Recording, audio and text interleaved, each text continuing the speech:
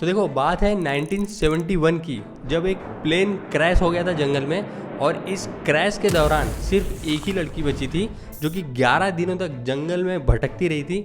और ये कैसे अपनी मंजिल तक पहुंची भूखी प्यासी। तो इस वीडियो में चलो हम जानते हैं आगे इसकी कंप्लीट स्टोरी।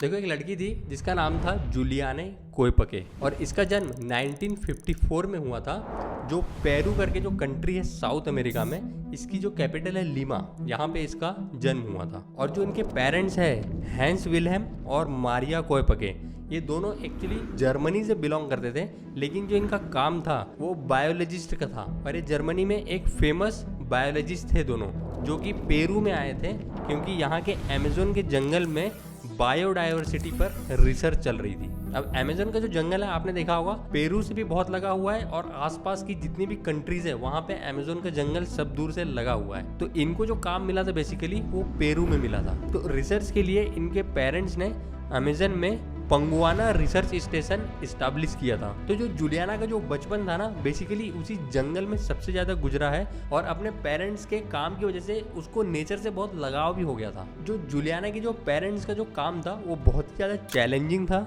और बहुत ही ज़्यादा इम्पोर्टेंट भी था रिसर्च के लिए। तो उन्होंने टफ कंडीशन में भी बायोडायवर्सिटी पर रिसर्च की और अमेज़न के बारे में बहुत सारी इंफॉर्मेशन इकट्ठा की थी। तो हालांकि ये रहते थे जंगल में, इसलिए जूलियाना को उसके पेरेंट्स ने बचपन से ही जंगल में सर्वाइव करने के लिए बहुत सारी टिप्स दी थी। जैसे अगर कोई नदी बह रही है तो अगर उस नदी का अगर पीछा किया जाए तो वहाँ पे हमको कोई इंसानी बस्ती मिल सकती है आगे, और इस टाइप से हम किसी इंसान को ढूंढ सकते हैं। लेकिन जूलियाना को क्या पता था कि उसकी एक इतनी सी सीख उसकी पूरी जिंदगी बदल देने वाली थी, और ये एक छोटी सी बात फ्यूचर में उसके लिए बहुत ज़्यादा महत्वपूर्ण होने वाली थी। तो महीना था दिसंबर और साल था 1971।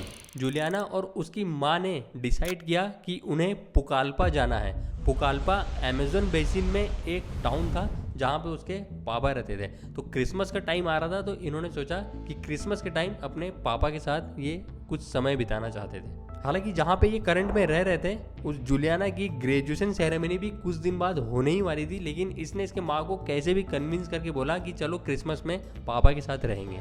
और क्रिसमस से जस्ट एक दिन पहले इन्होंने डिसाइड किया कि हम 24 दिसंबर को यहाँ से निकलेंगे। और यह सिर्फ एक डिसीजन उनकी लाइफ को बदल देने वाला था। तो देखते हैं आगे क्या होता है। तो पेरू की जो एयरलाइंस है उसका नाम है लैंसा। तो ये जो फ्लाइट थी लैंसा फ्लाइट 508, और ये जो लैंसा एयरलाइन थी इसको पेरू ही ऑपरेट करता है। लेकिन ये जो प्लेन था ना, ये अपनी सबसे खराब सेफ्टी के लिए उस टाइम जाना जाता था और बहुत ही ज़्यादा बदनाम था। बहुत कम लोग प्रीफर करते थे इस प्लेन से आना जाना, क्योंकि इसकी पुअर स्टैंडर्ड और सेफ्टी की वजह से बहुत ज़्यादा कंसर्न्स थे। लेकिन जूलियाना और उसकी माँ को तो इमरजेंसी में जाना था, इसलिए उन्होंने रूटीन फ्लाइट समझ के उड़ान भर ली। अब देखो फ्लाइट लीमा से आफ्टरनून के समय शुरू हुई और इसमें 92 पैसेंजर्स और कुछ क्रू मेंबर्स थे। तो उड़ान के कुछ ही मिनट बाद प्लेन ने एक सीवियर तूफान का सामना किया। अब सीवियर तूफान होने की वजह से विमान में बहुत ज़्यादा हलचल मच गई और टर्बुलेंस होने लगा और बहुत ज़्यादा जोल्ट्स मतलब झटके आने लगे, और जो आसमान था उसमें बिजली हर तरफ दिखने लगी खिड़की से। तो ये जो घटना हुई थी ना, इसकी वजह से पैसेंजर्स बुरी तरह घबरा गए थे। बहुत लोग तो हाथ जोड़ के प्रेयर करने लगे थे कि भगवान आज बचा ले, कल से एयरलाइन में कभी नहीं बैठूंगा। लेकिन कंटिन्यू सिचुएशन बिगड़ते ही जा रही थी। तो अचानक हुआ ये कि बिजली का एक झटका आया और प्लेन की राइट विंग पे लग गया, और इसकी वजह से जो प्लेन का जो संतुलन था वो टोटली डिस्टर्ब हो गया और प्लेन के जो पुर्जे थे वो हवा में ही टूटने लगे। अब देखो जहाँ पे बिजली गिरी थी प्लेन के राइट विंग पे, वो वाला पोर्शन पूरी तरह से उखड़ गया था, और वहाँ पे जितने भी पैसेंजर्स बैठे थे वो हवा में बाहर फिकाने लगे, जिसमें से एक जूलियाना भी थी। लेकिन जूलियाना ऐसी जगह पे बैठी थी जहाँ पे आपने देखा होगा कि 3 लोग एक साथ बैठते हैं और वो तीनों सीट एक साथ कंबाइन होती है। लेकिन अच्छी बात यह है कि जूलियाना ने सीट बेल्ट लगाया हुआ था, बाकी के जो 2 पैसेंजर थे उनके साइड में, उन्होंने सीट बेल्ट नहीं लगाया था। इसकी वजह से जब वो बाहर फेंकाई पूरी चेयर का एक ब्लॉक, तो 2 पैसेंजर तो वैसे ही उड़ गए उसके साइड वाले, लेकिन जुलियाना उस सीट में ही फंसी रही और लगातार हवा में नीचे गिरती रही। जो फ्लाइट थी वो 10,000 फीट की ऊंचाई पे थी उस टाइम, जो कि होता है 3,000 मीटर, और जो घना जंगल था उसके बीच में वो लगातार गिरने लगी नीचे। अब 10,000 फीट की ऊंचाई पे से ये लड़की लगातार गिरने लगी नीचे। अब हुआ ये कि जो एक सीट का ब्लॉक उखड़ के जो गिरा था, अब जंगलों के बीच में जब ये सीट गिरी तो जिस तरफ पैसेंजर्स नहीं थे इसके 2 साइड, वो वाला पोर्शन पहले नीचे टकराया।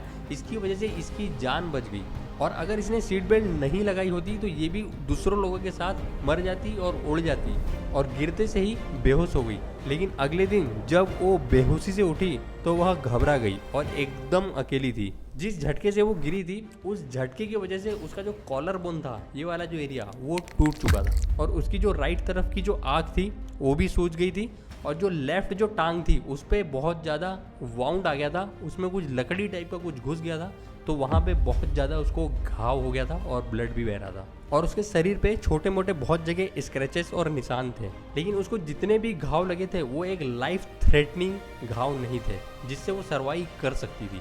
तो शुरू में तो वो बहुत ज़्यादा घबरा गई और बहुत ज़्यादा कंफ्यूज हो गई, लेकिन जुलियाना ने आसपास देखा और अपनी माँ को पुकारा। अब हुआ ये था कि प्लेन टूट के गिरा था, और प्लेन की रफ्तार भी ज़्यादा थी, तो उसका जो मलबा था वो सब तरफ बिखर चुका था। कोई तो मलबे के नीचे आके दब गया था, कोई कहीं उड़ गया था हवा में। मतलब किसी को ढूंढना वहाँ पे बहुत ज़्यादा मुश्किल था, क्योंकि कई किलोमीटर तक के प्लेन घिसाते हुए गया और उसका जो मलबा था वो इधर उधर कंप्लीट बिखर गया था। उसने उसकी माँ को ढूंढने की कोशिश की, लेकिन उसकी माँ उसको नहीं मिली, और उसने देखा तो चारों तरफ सन्नाटा छाया हुआ था और उसके आसपास कोई भी उसे बचाने वाला नहीं था। इसकी वजह से वो बहुत ज्यादा डर गई और बहुत ज्यादा लोनली महसूस करने लगी। लेकिन उसे एक चीज याद आई, तो बचपन में जो चीज मुझे सिखाई गई थी कि जंगल में सर्वाइव कैसे करना है, उसका दिमाग क्लिक हुआ और उसने सोचा कुछ न कुछ तो मैं रास्ता निकाल ही लूंगी। तो इसके पास केवल एक छोटा सा कैंडी का पैकेट था जो उसे उस मलबे से ही मिला था, और इसने ये सोचा कि पानी तो मेरे पास है नहीं,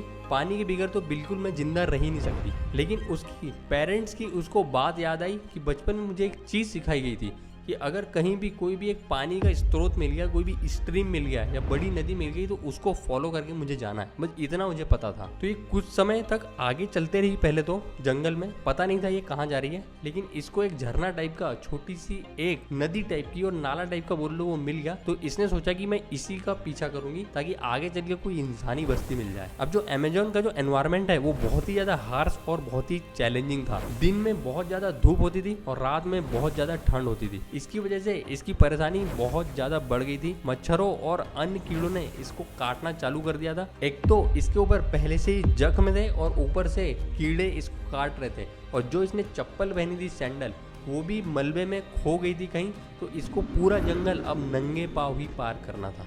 इसके पास खाने के लिए कुछ भी नहीं था सिवाय एक कैंडी का पैकेट, जो कि इसे आगे कुछ दिनों तक चलाना था। और जो इसका पेन था वो दिन पे दिन बढ़ते जा रहा था। जो इसकी राइट तरफ की जो आँख है वो दिन पे दिन सूज के और बड़ी हो रही थी, जिसकी वजह से जो इसकी आईसाइट है वो बहुत कम हो गई थी। इसे सब कुछ धुंधला दिख रहा था, और एक समय के बाद जो इसकी स्ट्रेंथ है वो भी खत्म होने लगी थी। इसे पता था कि जो इसकी चोट है वो दिन पे दिन बदतर होते जा रही है। तो जुलियाना ने अपनी सर्वाइवल नॉलेज और अपनी मेंटल स्ट्रेंथ का सहारा लिया, और उसे एक चीज पता था कि पानी का पीछा करना ही मेरी एकमात्र होप है, इसके अलावा मैं कुछ कर भी नहीं सकती। अब इतने सारे कीड़ों ने जो इसको काटा था, इसकी वजह से ये पानी में जाके रेस्ट करने की भी कोशिश की, लेकिन फिर भी इसको नींद नहीं लग रही थी। और सबसे टेरिफाइंग बात तो ये हुई कि जो इसके लेफ्ट पैर पे जो घाव बना था बड़ा सा, इसमें कीड़े लगना चालू हो गए थे, जिसे हम मगोट्स कहते हैं। लेकिन एक चीज इसे याद आई कि इसके पेरेंट्स ने इसको सिखाया था कि अगर कोई भी घाव हो जाए तो उस पर केरोसिन या पेट्रोल डाल लेना चाहिए इमरजेंसी में। लेकिन ये चीज तो इसके पास बिल्कुल भी नहीं थी। यहाँ पे इसके पास खाने के लिए नहीं था, तो ये चीज तो मिलना अलग ही बात। लेकिन इसको ये दर्द सहना था,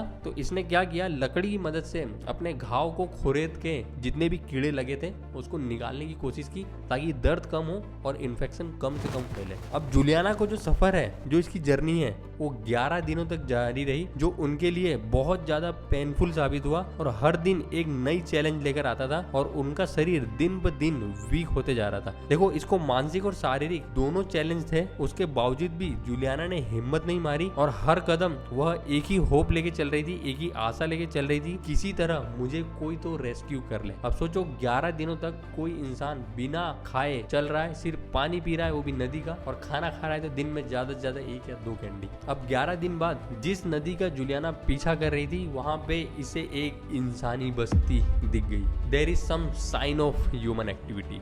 एक छोटी सी नाव दिखी उसे दूर से, कुछ लकड़ियों से बना हुआ घर दिखा, तो यह देखकर वो इतनी ज्यादा रिलीफ हुई और इतनी ज्यादा खुश हुई कि अब तो उसे कोई न कोई बचा ही लेगा और अब उसे कोई न कोई मिल गया है। इतनी थकी होने के बावजूद, इतनी जख्मी होने के बावजूद भी वो उस तरफ भागी जहाँ पे वो उसे लकड़ी का घर दिखा था और वहाँ पे मदद के लिए जोर जोर से चिल्लाने लगी। तो कुछ समय बाद 3 जो लकड़हारे हैं जो लकड़ियां काटते हैं, उन्होंने देखा कि एक लड़की वहाँ चिल्ला रही है और लकड़हारे भी इस लड़की की तरफ जोर से भागते हुए आए और वो देख के आश्चर्य रह गए कि भाई इतनी वीक लड़की कहाँ से आई है, क्योंकि वहाँ पे इतने खतरनाक जानवर है, जितने खतरनाक इंसेक्ट्स है, ये लड़की 11 दिन तक पता नहीं कैसे जिंदा रहेगी। वो सब सोचने लगे यही चीज। लेकिन जूलियाना ने जब अपनी कहानी बताई तो उन्हें विश्वास हुआ कि वह एक प्लेन क्रैश में एक ही सर्वाइवर है, जिसकी माँ भी खत्म हो चुकी है अब उसी टाइम, और जितने भी पैसेंजर्स थे और क्रू मेंबर्स थे सब कुछ खत्म हो चुका है, बस ये एक अकेली लड़की थी जो जिंदा थी। तो उस लकड़हारे ने भी